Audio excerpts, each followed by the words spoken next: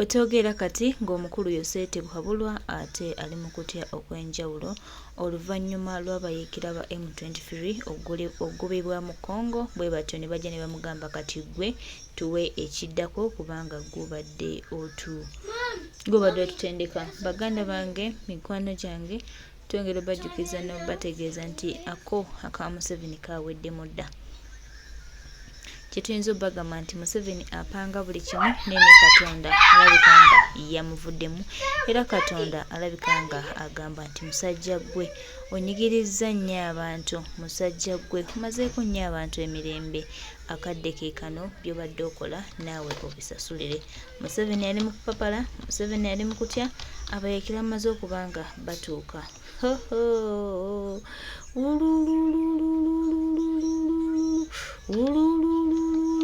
Ennyumba ya Namwandu ekutte eddiro. Maama. Ffe twamugambanga nga tubimugamba ng'alowooza tuli mu kusaaga. Tubadde tubimubuulira, tubadde tubimugamba ng'omukulu tafaayo, keekano akaseera tukulina tukunyize. Kati abantu bakuletedde ddala ewaluma wali wennyini. Baganda bange, mikwano gyange, twongera obbajjukiza n'obbategeeza nti aka Museveni ko takyalina kyagamba bantu. Buli kimu kimaze okuba nga kikyuka, olutambi lukyuse. Baganda bange, twongere okusaba batuukize ddala obulabi kw'oyo abadde abatendeka, baleme kutaataaganya bantu batabaliimu era baleme kutandanganya wabula bafokasinge kimu ku State House n'abanene mu State House bulijjo abateekamu ssente. Bano nno boolaba banyiivu nnyo kubanga n'eyo gy'obadde mu Congo kigambibwa nti abantu baabwe bamaze okuba nga battibwa. Gavumenti ya Congo yatabuse era bwe batyo ne bafumula. Kaakati kyekyo tusimbudde wolololo. Byonna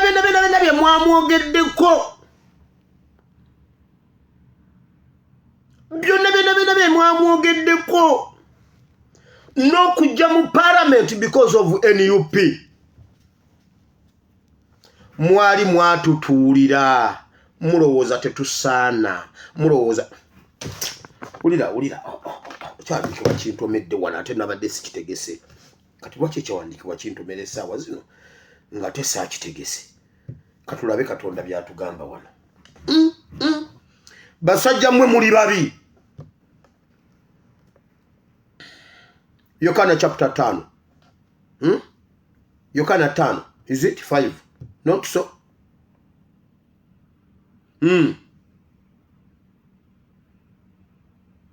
Bulaza yangu atuve wano. Oluvannyuma lw'ebyo.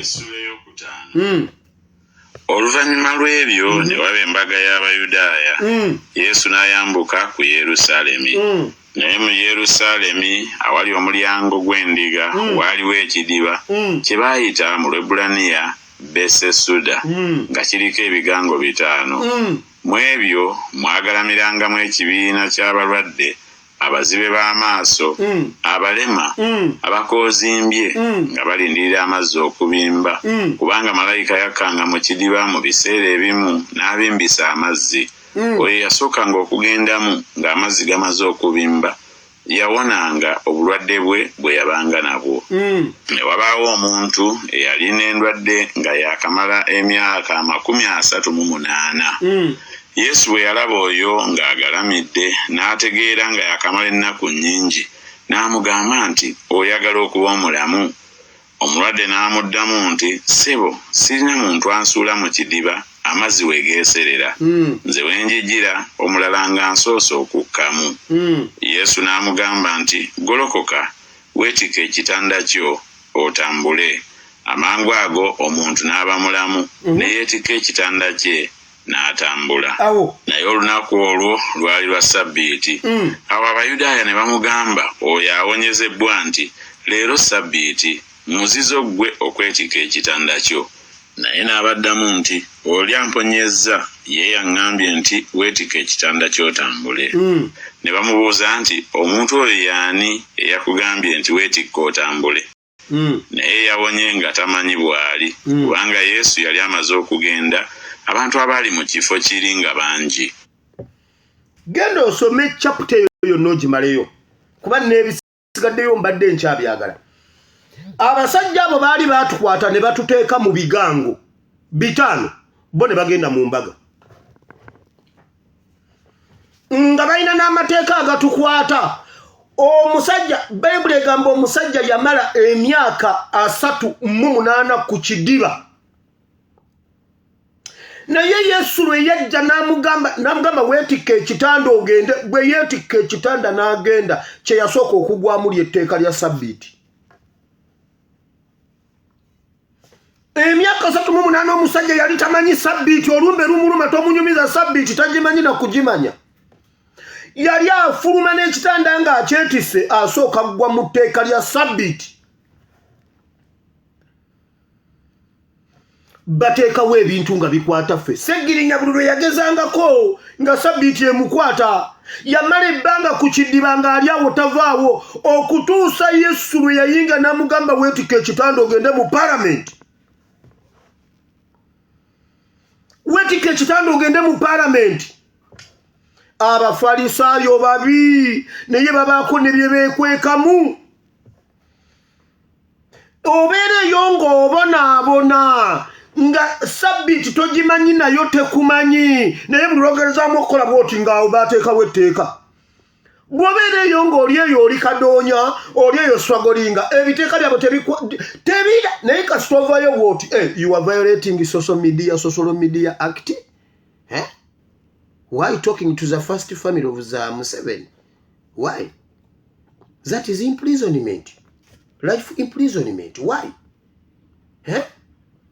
Oyogedde ku muntu ow'ekitiibwa omukulu etteeka tolimanyi. Kasita ositula omutwe oguteeka baguteekawo. Bayagala nga tuli mu kigango bo ne bagenda ku mbaga. Era debate wetandikira nabo okwogerako nabo nga bakusanze weetisse ekitanda otambula batwagala ku ttaka abasajja abo babiri naye Mukama yeebazibwe eyatujja mu kigango. Eyo enjiri tujja gikomyawo olulala. Wulira kituufu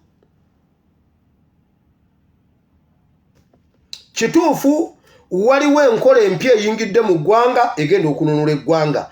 Abantu batemule tukubulye nti gwe wa segundi. Gwe wa segundi. Gwe negundi mwe mwa segundi. Nabagambye Kazibwe yatta Mugabe. Kati nno wulira. Ate nga Kazibwe abadde akolagana bulungi nnyo ne Mugabe ekyo kimanyi. Njagala obuuze Kazibwe oba abadde takolagana ne Mugabe. Abadde ajjawo n'anonawo ebintu era abadde ayogera naye kumbe yamwesembereza kumutta. Era waliwo ebbanja Kazibwe ly'abadde alina erya Mugabe nga Mugabe abanja Kazibwe. Bw'oba oyina omuntu alina Kazibwe mubuuze bw'aba tabadde nankolagana ne Mugabe nga byonna bye mbagamba ndimba.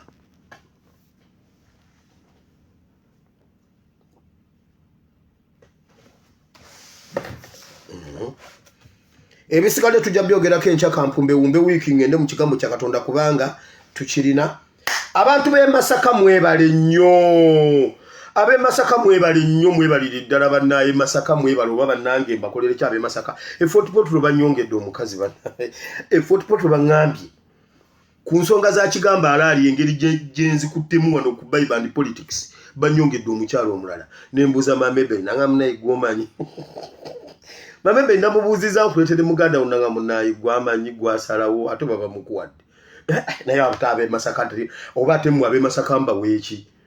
Oba mmwe muba mu mpaneera bannanga abantu be Fort banyongedde omukazi muve mu kusaaga. Mwenge eyo kyaka eyo mwenge eyo wazaalibwa kigamba alaali banyongedde omukazi. Panna. Ab'Embale bampa omukazi okuva lwe twabalwanirira ku katale. Bampeerawo omukazi ali Mbale bakyamulabirira banna. Mwenze mbadde ensaaga. Muveeko.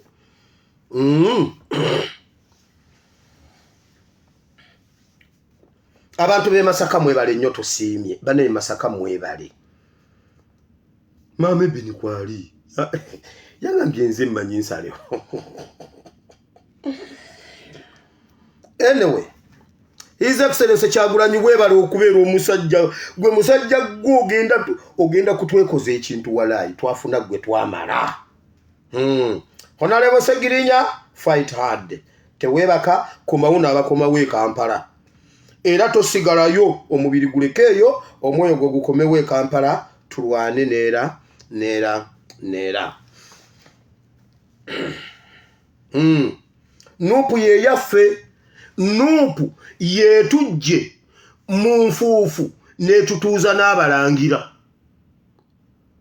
kati mpuga yaweereddwa omulimu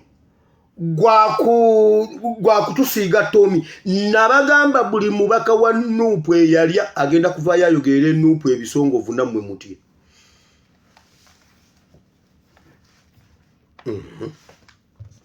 Katumbe wiki mangu tugende mu kigambo kya Katonda kubanga cyo kigenda kuba kiwanvu. Olunaku lwali lwa Sunday ne tusoma ku kipya eri Uganda. Mu kitabo kya Genesis oba oluberebere sura 7. Katonda yayoza ensi.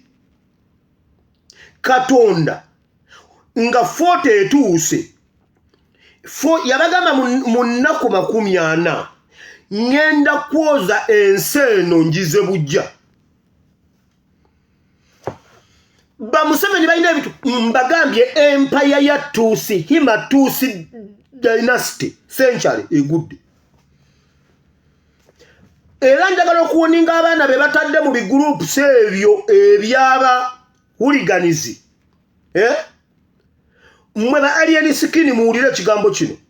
Bamuseveni babadde bagenda e Congo ne baregisteringa abavubuka abato ne babakozesa okutirimbula bannaabwe bwe bamaze okunyiga M23 neddukayo ne bajja abana ne basigala bokka mu bbanga Tshisekedi yabatambuza mu abantu ne bagamba battibwe abaana babatadde ku kalabba mwe baana mmwe move conscious mukola ebikolobero mu kamera ng'ensi balaba abavubuka abakonga babadde tebalina gye balaga nga bo bakongo tebasobola kudduka genda mu nsi ndala Bamuseveni bajjeeyo n'abagambye mukulu wa M23 ali Gomba omwogezi wa M23 ali Rwanda byonna nzize mbibabuulira abakonga babadde bakolagana nabo ba agenti baabwe babasazeeko emitwe mwe bana mmwe mukole ebintu muli mu kamera mwewaana olunaku lugenda kukyanga babasajja tebaliiwo ofeesinga n'omuntu gwe wakola ekintu Katonda ali mu kwoza ensi Uganda mwekambabire senga tusoma bulungi Bayibuli revolution ye Uganda tesobola kukusuza nga teweebase Bayibuli egamba ettaka lyata amazzi ng'enkuba etonnya eva mu ttaka naye nga waliwo n'etonnya ng'eva mu ggulu ne gasisinkana Katonda n'ayoza ensi Nuwa n'atandika ensi ng'eri pure Nuwa n'atandika ekipya ensi nga ensi eri pure nga kiri kyonna ekibadde kikutte ensi kiweddewo Mukama agenda kwoza Uganda mpuga agambye bannange waliwo kalichi empya etandise naye tuwedde ye amazzi gatonnya nga gava mu ttaka Bayibuli egamba ettaka lyata ensulo ne zizibukuka n'eggulu ne lifukumula 40 mujegendereze Katonda ali mu kwoza nsi yensonga lwaki kati abantu tebavaawo nga ab'emmundu bazze ab'emmundu ne bakkakkana abantu ne babeera bakambwe Katonda ayoza Uganda ekibadde Wasegirinya tuyinza okireeta e Kampala ne mulaba ab'emmundu nga babulira mu ba red nammwe ne mwewuunya njagala okwapiiringa eri abakulembeze baffe aba Nuupu ensonga ya Segirinya ebeere spark tubanje gavumenti abaana baffe nga tubawadde ne Ekomo sale abaana baffe 18 ababula mwe bannayuganda mugamba mugenda mu kalulu mukimanyi bannayuganda mwenna endanga muntu zammwe ziri expired mugenda mu kalulu ki mukimanyi nti nno endanga muntu ziri expired mumanyi nti abaana baffe abaregisteringa mbuno nini namba mu masomero bali ku university kati tebafunanga ani nanga muntu zaabwe okimanya abaana be bawandikira mu primary bali ku university bwobanga gwasiimwe wile bafulumyayo n'endala erimu wile asiimwe zonna abanyarwanda baziina nga ziri valid ez'abannayuganda ziri invalid mugenda mu kalulu endanga muntu zammwe akakakodyo ko mwakategedde akendanga muntu mukimanye endanga muntu zonna ziri expired tugenda mu kalulu ki nga tetulina ndanga muntu jukira bagenda kuleeta buli obuntu bwabwe balonda dda ebiri valid babirina ne bwonoobasaba gundi mwagiyita ki gundi accountability footprint print bajja gibawa ku luno betegekedde emyaka egi mugeze mugendeyo mukimanyi nti tetulina ndaga muntu kati ffe tetukayana ekintu kiri eki twagala abantu baffe 18 abaabulira mu kalulu be bayogera nti babalina full stop mu weeks 2 bwezigaana Uganda mwenna mujje bwe tubaddala nga tuli people power Uganda mwenna muteeke wansi ebintu mujje tujjeko government bwe mulemererwa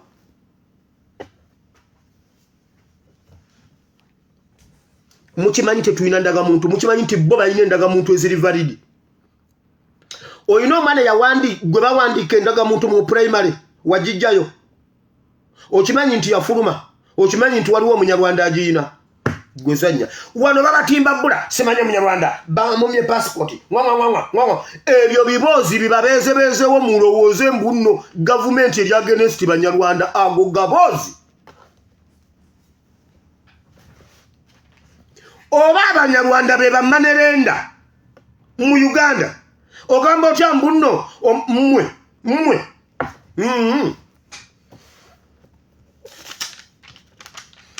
Katonda ayoze eggwanga Uganda NUP kibafudde ab'amaanyi kujjanga mukakanyala ne muyita watasobola kuyitibwa kutulaga nti musobola gavumenti mujiwe weeks 2 ng'etadde abantu 18 abaabula bwegaana buli kintu kyonna kiyimirire bannayuganda tubayite border to border gavumenti ekkirizibwa okutta basitizenizi baayo mukama ali mu kuwoza Uganda olunaku olwaddako twabuuza ekizibu kyaffe ki ekizibu kyaffe twali mu Romans chapter 8 from verse 31 to 39 nga Bayibuli etugamba nti tweweeyo n'obumalirivu kwekyo kye twagala nga tewali ekiyinza okutwawula ku Katonda era bwe watyo tewali kiyinza okutwawula ku Uganda ku lumwanjala kulaba nnaku kuyiganyizibwa kuttibwa bwe tunaagaana okuttibwa olwa Uganda kati okuginunula Bayibuli emaliriza egamba ku lunyiriri olwa 24 era tewali lwe mutafa ku lunyiriri olwa 39 lugamba era buli lunaku mufa era mufa Museveni abatta buli lunaku kati muviireeyo ddala tujjeko gavumenti nga tewali kitutiisizza ku lumwanjala bwe tuba tusobodde badiployinze babadde bamanyi tukyatya bu uniform kasita twafuna uniform ey'ekitiibwa esinga eyaabwe uniform tetukyagitya tozanya na Museveni kye yali akola okututeeka mu fiyo obutayambala uniform eyo naye yennyini agitya omupoliisi bw'ayimira ne futu soja omupoliisi ayina emundu awulira enchukwe atandika okkankana babadde wali ne batandika okwekuba obwama nga tebalina kyakukola bwe tubeera bwe tutyo ulira kwolwo twasomerako ekyawandiikibwa kya Judges chapter 6 verse 12 to 23 tuli b'amaanyi naye tetukimanyi tubadde tetukimanyi jeno wa Nuupu jeno wa ddala malayika yajja n'agamba Gideon omusajja ow'amaanyi omusajja ava mu ggulu malayika ava mu ggulu akugambye eggulu likulaba oli musajja w'amaanyi n'amugamba musajja lwaki okudaala ndi wano nenkwesa obusajja bunatera okujja nziruka enve wano ogamba ndi w'amaanyi biki naye ye Katonda gwe mutugamba aliwo oyo gwe mutugamba eyajja bajjajjaffe mu Misiri ng'obusajja butubonyaabonya kati namugamba oli w'amaanyi gwe watuula malayika agamba Gideon you was a problem oli musajja w'amaanyi gw'ogenda okununula ensi eno naye Bayibuli egamba nti nga yeekwese akungula eŋŋano agenda afune ekyawa abantu be mu bubba omusajja ow'amaanyi gavumenti mugiwambye ekitundu ekisooka mu kuziika Sseggirinya musobola ogiwamba e Kampala ekitundu ekyokubiri mu Champions League omuntu omukubaho omwanda we n'omukuba nnyo ewuwo n'ogenda ewuwe n'omukuba 2-0 ate omuntu ayinza okujja ewuwo bw'oba tokigenderedde United yakuba Bayern United neevaako kubanga eri ewa Bayern yali yamukubye nnyingi bagenda okujja eno simanyi n'amuteebamu n'amukuba 2 simanyi emu ate ng'eri bamukuba 3 n'omugoba ate n'ovaako technicalities egundi eza Champions League muzimanyi kati eri tumukubye mu 6-0 e Kampala ne bwe tumukuba 2 gundi 2-0 kiba kiwe tewali kututeebamu ate oyina vandasanga bakuteebamu gundi vandasa bamalaga muteebateeba bwe batyo naye bannange United nammwe kati byo mutukola ennaku zino kale bulira tukyegomba vandasa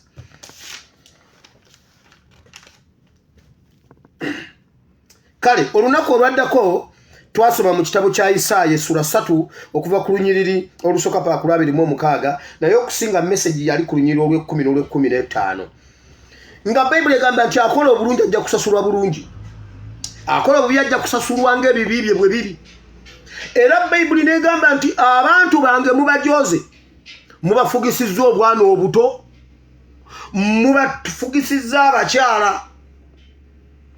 abakyala abo nabanyonyola sigamba nti omukyala talina kufuga naye waliwo omukyala nga Nabbanja waliwo omukyala nga Amongi bamugamba tuzibirize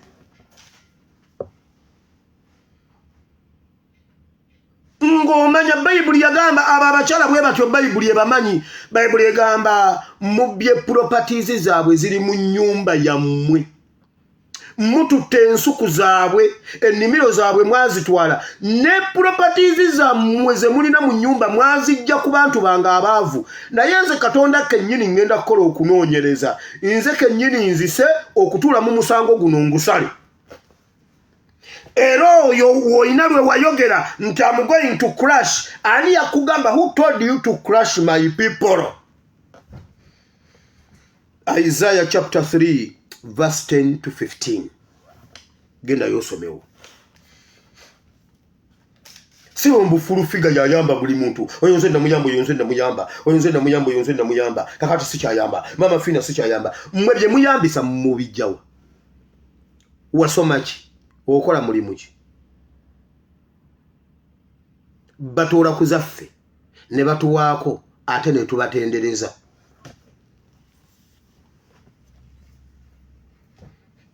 otunula ng'entalabuusi ya Mujahideen Sanya olunaku olwaddako twali mu Bakolinso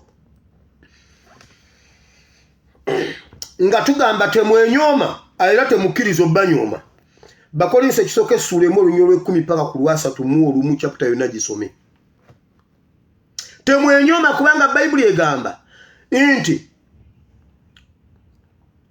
Katonda yalondayo ffe abaali tebagasa n'atuleeta to disarm the police, to disarm the armed forces. Obudde bugezi jalagenda mu kigambo ky'olwaliro kyagundi 3. Olunaku olwaddako twali mu Joshua chapter 9 from verse 1 to 27. Wano twali ku tugamba nti omulembe gwaffe gulina okwezuula okumanya obuvunaanyizibwa bwagwo mu mulembe gwagwo. Mu mulembe gwaffe tumanye obuvunaanyizibwa bwaffe. Ffe twajja na kibuli, ffe twajja kubajjako mundu, twajja bajjako buyinza, twajja na kibuli, tewali kuteesa. Buli lwe batutwala mu kuteesa, Yoswa yagenda mu kuteesa n'Abagibeyoni. Ye yaleetera Isirayiri problemu z'erimu kati. Era ensobi yonna gye tukola mu mulembe gwaffe, abaana baffe ojjinaazaawo ejja kuba nzibu. Omulembe gwa Yoswa gwe gwaseetinga Isirayiri eriwo kati.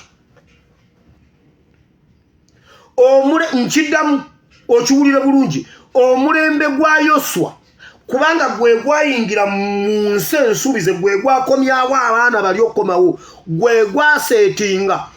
Kuba yali ali mu musingi, ekyawabira mu musingi n'olwaliro bakyakirina. Buli kye tukola we should move consciously, kubanga buli kye tukola tukikola olw'abaana baffe n'abaana b'abaana baffe. Ensobi gye tuna